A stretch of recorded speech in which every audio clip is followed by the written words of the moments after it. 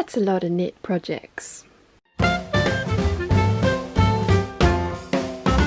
peeps, happy Saturday. I'm back in the sewing room. I say that every time. I mean, it's not like it's not obvious, is it?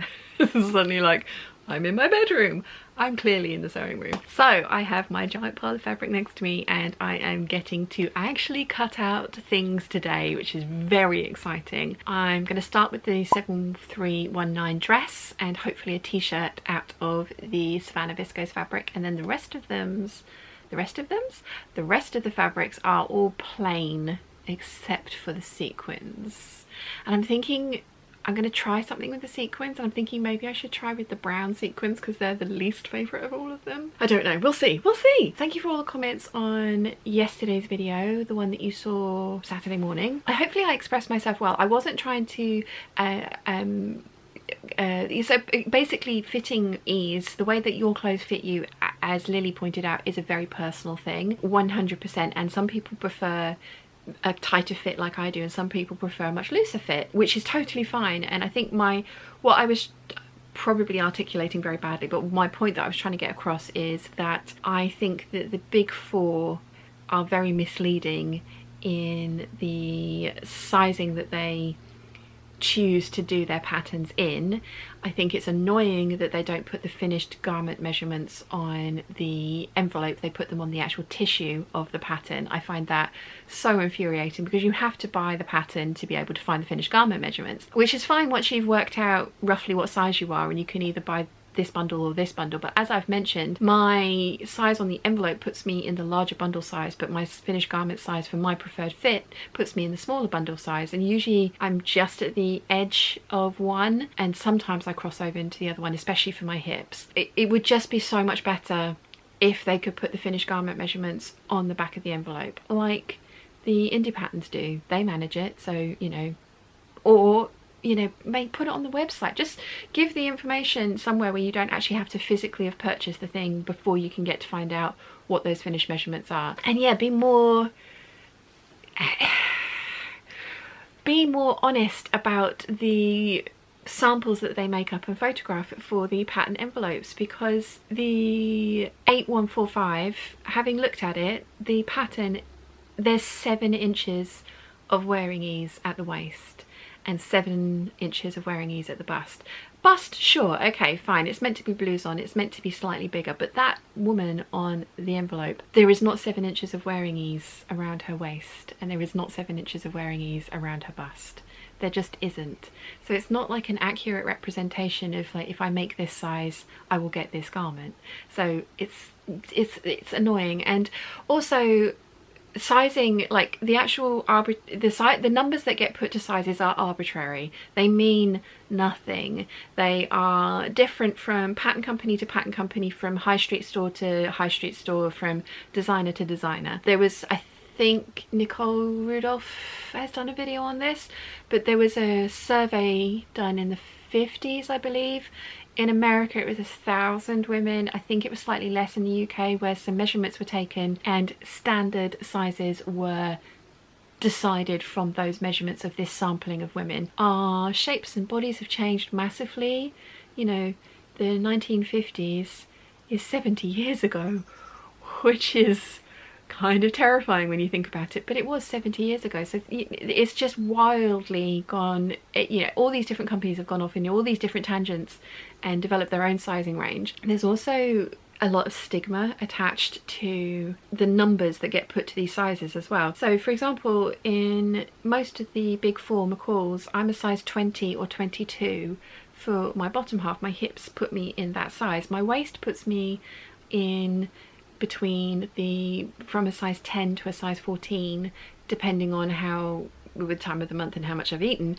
But yeah, so I'm a 10 to 14 in the waist, and then a size 20 to 22 in the hips. When I was thinking about that this morning, because I was reading the comments on the video, my first thought was like, I'm not a size 22, and then it was like, well, I mean, I am a size 22 because that's what that arbitrary number has been attached to my measurement. But a size 22 is not a good or bad thing, it's just an arbitrary number that's been used to describe a certain measurement. I was, yeah, my gut reaction this morning was like, I'm not a size 22. I then thought about it and it was like, well, actually no, that's the wrong thing to think as well, because, you know, depending on where I shop, clearly I am. So it's just the, I mean, the whole clothing industry and sizing of the clothing industry is a whole minefield. And again, I do not mean to be offensive or rude, and I'm trying to articulate myself and what's in my head well, so that I'm not being misunderstood for what I'm trying to say, but probably doing it very badly. But it's just one of those things. I was talking experimental space patterns. She has sized them from A through to H, and she's given them names. So you're like a Gia if you're a size G, or you're an Ava if you're a size A. It's just a way of distinguishing between. Oh, hello, fly. Sorry, distracted. It's just a way of distinguishing between my body measurement fits into this, this, and this. And then again, saying that, like, everybody's body is different, so whatever your measurements are doesn't necessarily mean that you're going to just slot really nicely into X or Y or Z size of pattern. As I've mentioned, I need wildly different sizes for my bust. Let's go with McCalls. My bust is usually a size 14, just somewhere, sometimes a size 16, depending on, again, the amount of wearing ease, but 16 to 14 for the bust. 12 to 10, I traced out a size 6 yesterday for the waist, but again, there was 7 inches of wearing ease in that waist, so, you know, usually a 10 to a 12 for the waist, and then a size 20 or 22 for my hips. So that's not one standard measurement, and it definitely gives you the impression of somebody who is pear-shaped, you know, curvy, hourglassy. And again, fruit names for body shapes.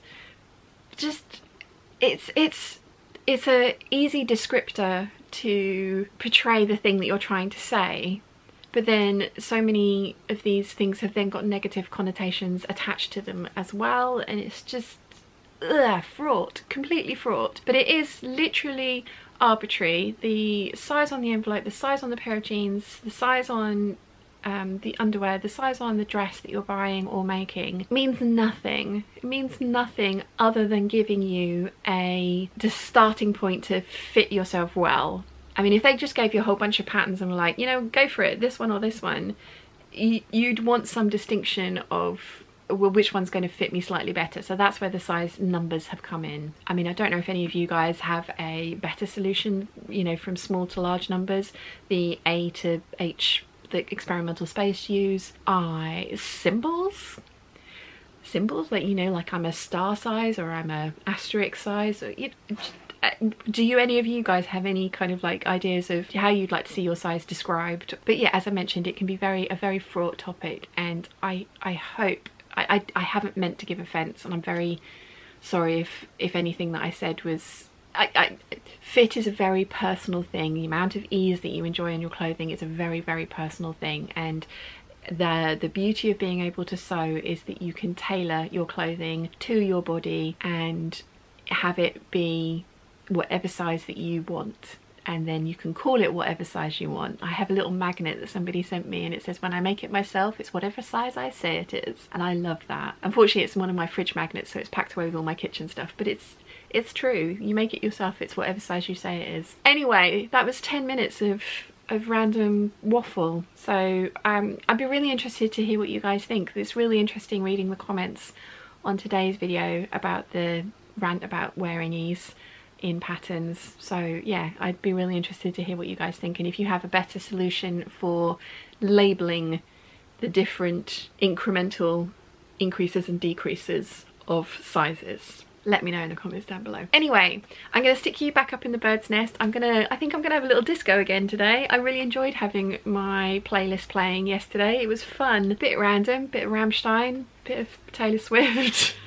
A little bit of the sea shanties in the middle, but I very much enjoyed it, bopping around to it. It's a shame I can't share it all with you, but instant demonetization, so yes, you'll just have to take my word for it that I had a fun little disco down here yesterday. So anyway, stop waffling, less waffling, more cutting out. I forgot to say as well, before I even put the video up yesterday, I bought 9 meters of this fabric to do the comparison, and I'm going to do the McCalls 7974 dress because that was the one that I got the initial comment on saying that I shouldn't have, I should have gone with my size according to the pattern envelope, not my size that I went for, because it wouldn't have been so tight on me. I also have done all the work for the one that fits me, and I love this fabric. It was inexpensive. It was £4 per meter. They only had 9 meters left, and it was one that I have been eyeing up. And I thought, you know what's going to be the best comparison is the dress that with my fit that I prefer, and then the dress with the fit that the pattern envelope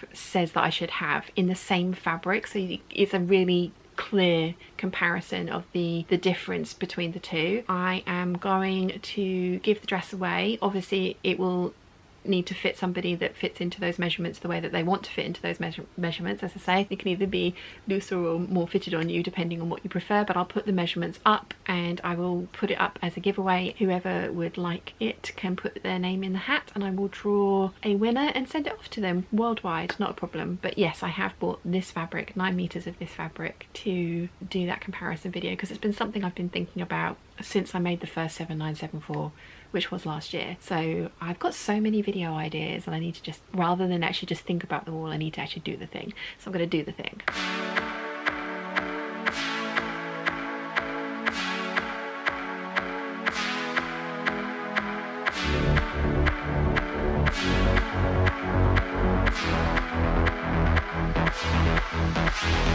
You say burning like a flame is the way to go. I say baby I'm not ready 'cause I need you so. I was living in my head for a long time. Ooh yeah, I was just dreaming in my bed till I made you mine. But oh, if your heart's like fire, say oh, let the flames grow higher.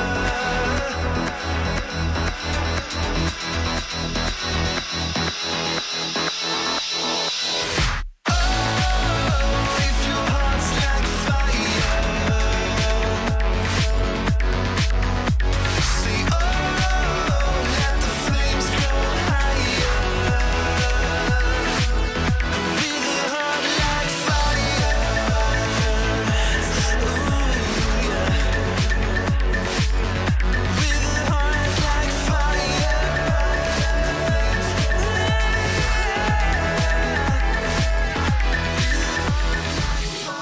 I am progressing along nicely. I haven't cut out a Paola tee, a cowl neck tee, a gable tee or a wanted tee yet. And I do have a nice little pile of jerseys ready to go, and all of these ones I have 2 meters of, so I can get 2 of all of those t-shirts out of these. That drape t-shirt that you've just seen me cutting out took the entire 2 meters of 140 wide, I think it is, this stuff. It might be 150, but yeah, it took an entire 2 meters to do that because those pattern pieces were huge. But I think it's going to be pretty in that red colour. It's about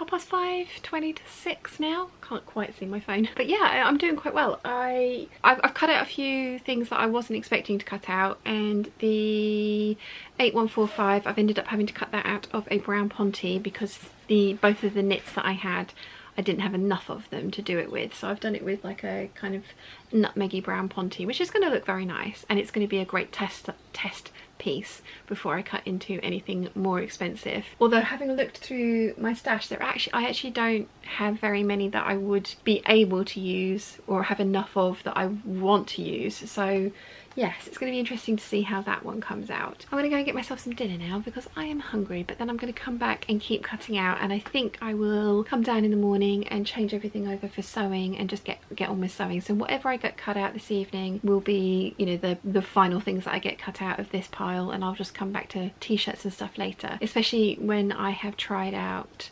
some of the new t-shirt patterns and see if I like those any better or just as much as some of the, like the gables and the cowl neck tees and things like that. But yeah, it's it's going well. Heart's like fire. Say, oh, let the flames grow higher. It is 9:15 and I'm going to call it a night. I've still got 5, I've put one back up there, 5 jerseys that I haven't cut into, and I'm trying to decide whether I want to keep cutting out or start sewing some of these up, because if I really like that drape top, then I can imagine wanting one in another colour, and I've cut one out in a reddy colour, haven't I? And I've got 3 other red colours there, and then 2 oranges and a brown. I'm out of green. This green is too bright a green for the Savannah, and this one's too, again, they're not warm toned enough, that's the word I'm looking for, to go with Savannah. So yeah, I mean, I could make one in white, that could look really nice. And then obviously I have all the pinks and purples and blues up here as well. But I do want to try and stick with the Savannah palette, because I could very easily get distracted and go off on tangents. I have also cut out the 7538 as a dress rather than as a t-shirt, because I'll have put the picture up here, but the crossover at the waist is kind of the point of all of those panel pieces. And thinking about it, the way I wear t-shirts, I'd always wear it tucked in. I wouldn't wear it over anything so that crossover could be seen. So I thought that it would be better to do it as a dress rather than a t-shirt, because that way that detail will be seen. And I've ended up doing the middle section in a bottle green, and then the top and skirt of the dress in dark chocolate brown. I think it's going to look really nice. Talking about it, I might have ended, hopefully I won't end up looking like, no, I won't look like a Christmas tree, because it's brown sleeves, brown top, then dark green middle, and then brown skirt. Hopefully that works. And I also thought it was really clever earlier, and I'd managed to get a 7319, a Renfrew t-shirt, and then an Adrian blouse out of my Savannah viscose jersey. I was thinking I was really clever, and then I remembered that the sleeves are cut on the fold and I needed to cut 2 of them, because I'd managed to get the pattern piece onto a piece of fabric double layered, and then it was like, that needs to be cut on the fold, doesn't it? And then I needed to, yeah, so I ended up using my dark bottle green jersey for the sleeves, and then I've got Savannah for the cuffs, because I want to try cuffs on the Adrian blouses, just because we're coming into colder months, and I think it would be more something that I would wear more often if it went down to my wrists. So I don't know how that's going to look. Hopefully it'll look alright. I did something similar with a wanted tee and some peacock jersey, and then did black sleeves on it, and I never wear that. It's a nice t-shirt, but I never wear it because it's not really very me. So I'm hoping, because I probably could, if I'd have been slightly smarter about it, I probably could have got a different t-shirt cut out of the Savannah, and then the bit that I thought I was being clever in getting the 2 sleeves out, which is only like 1 sleeve, there was enough room on there to get a short sleeve of something out of, but I'd already cut the bodice of the Adrian blouse out when I was doing that, so I was like, oh damn it. I've made a wanted tee out of that dark green jersey already, which I'm gonna wear with the Savannah collection, so I've already got 1 full t-shirt out of it. Yeah, after I cut the Adrian sleeves out, I ended up with, there wasn't enough to make a full t-shirt, so I thought, you know what, I'm going to try the middle of the 7538 and see how that comes out. So fingers crossed that's worked. I am not sure what I'm going to do tomorrow for the hangout. You're going to be seeing this on Monday, so you'll be able to tell me what I did, whether I did more cutting out or if I started sewing some of these things up. I think I'm going to do more cutting out. I think do I want to do more cutting out? Maybe if I leave these ones and then decide, well, I don't know. I mean, all of these are going to turn into t-shirts. Maybe I'm going to really like the Paola t-shirt and the, you know, the 8003 with the cutout. Oh, I don't know. I don't know. Maybe I should just start making these ones up and see which ones I like, and then make some more of the, yeah. I don't know, we'll see. Like I say, you guys know because the hangout was yesterday and you guys are watching this on Monday. So anyway, I hope you've enjoyed all of the cutting out. I hope I picked some music that you guys enjoyed listening to. And yeah, I will see you at the hangout tomorrow, and I will see you guys on Wednesday. Bye.